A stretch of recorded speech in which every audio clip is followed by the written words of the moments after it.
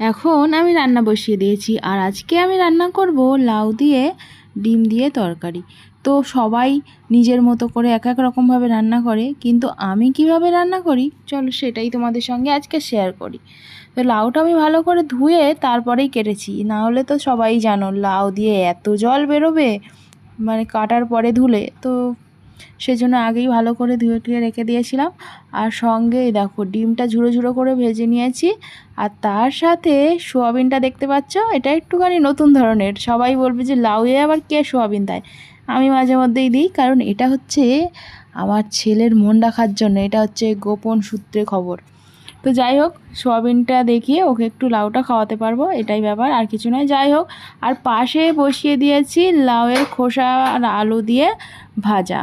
তো প্রথমে লাউটাতে অনেক জল বেরিয়েছিল, ঢাকা দিয়ে রেখে দিয়েছি অনেকবার, তারপরে অনেকবার আবার নাড়লামও, কিন্তু জলটা কমছে না। শেষে একটু কমে আসলো জলটা, তখন ওই ডিমগুলো আর সয়াবিনটা দিয়ে দিলাম, দিয়ে আবারও ঢেকে রেখেছিলাম। আর ফোড়নের মধ্যে দিয়েছিলাম, সেটা দেখাতেই ভুলে গিয়েছিলাম, তেজপাতা ছিল না আজকে, সেই জন্য দিইনি, আর পাঁচ ফোড়ন দিয়েছিলাম।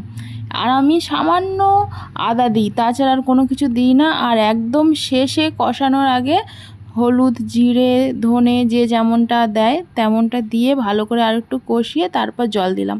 জলটা নিজেদের মতো করেই দিতে হবে, যেমনটা রাখবে। তো যাই হোক, আমার একদম রেডি হয়ে গেছে এই যে লাউয়ের খোসা দিয়ে আলু ভাজা, ঝুড়ো ঝুড়ো করে ডিম দিয়ে আজকে লাউয়ের তরকারি। আজকে পুরোপুরি লাউ আর লাউ দিয়েই ভাতটা আর কি সারলাম খাওয়া দাওয়া।